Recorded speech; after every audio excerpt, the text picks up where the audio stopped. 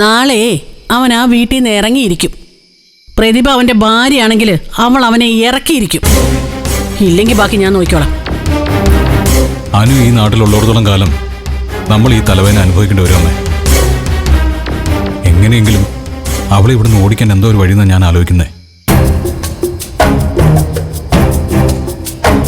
നാളെയാന്ന് തോന്നുന്നു ആ വീടിന്റെ രജിസ്ട്രേഷൻ. അതുകൂടി കഴിഞ്ഞാൽ അനു ഈ നാട്ടിൽ നിന്ന് ഒരിക്കലും പോവില്ല. വീടിന്റെ രജിസ്ട്രേഷൻ നടക്കില്ല ഇന്ദ്ര. അതിന് വേണ്ടതൊക്കെ ഞങ്ങൾ ചെയ്തിട്ടുണ്ട്. അല്ല, രജിസ്ട്രേഷൻ നടക്കാതിരിക്കാൻ നിങ്ങൾ എന്ത് ചെയ്തു? അത് പിന്നെ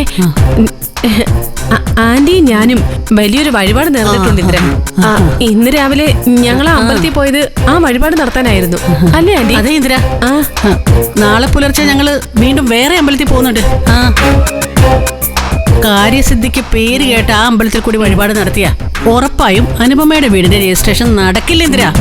അതാണ് എന്റെ വിശ്വാസം. അതൊക്കെ അമ്മയുടെ വെറും വിശ്വാസം മാത്രമാണ്. വഴിപാടിന്റെ കാശും ടാക്സി വാടകയും പോകുന്നല്ലാതെ വേറെ ഒരു ഗുണവും അതുകൊണ്ടുണ്ടാവുമെന്ന് എനിക്ക് തോന്നുന്നില്ല.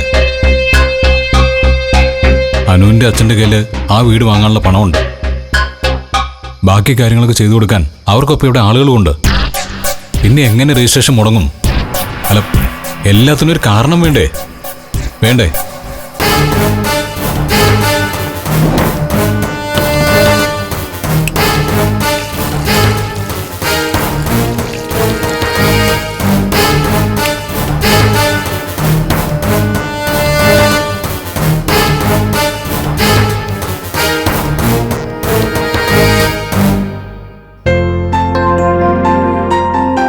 ഞാനേ അരമണിക്കൂറിനകം ബാങ്കിൽ നിന്ന് തിരിച്ചു വരും. അപ്പോഴേക്കും രഘു ഏൽപ്പിച്ച വണ്ടിയും എത്തും. നിങ്ങൾ അപ്പോഴേക്കും മക്കളെ വേഗം റെഡിയാക്കി നിർത്തിക്കോ. 12 മണിക്ക് മുമ്പെങ്കിലും നമുക്ക് അവിടെ എത്തണം. അച്ഛൻ പണമായിട്ട് വരുമ്പോ സൂക്ഷിക്കണേ അച്ഛാ. അച്ഛാ, അച്ഛൻ്റെ കൂടെ ബാങ്കിലേക്ക് ഞാനും വന്നാലോ?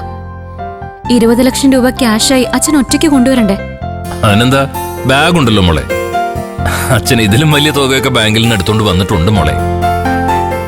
അവിടുന്ന് ഒരു ഓട്ടോയിൽ കയറി ഇങ്ങോട്ട് വരുന്നതിന് എന്ത് പേടിക്കാനാ? നിങ്ങൾ വേഗം റെഡി ആയിക്കോളൂ. സരോജിനോട് പറ ഇറങ്ങി നിൽക്കാൻ. അച്ഛൻ വേഗം വരാം. ശരി അച്ഛൻ.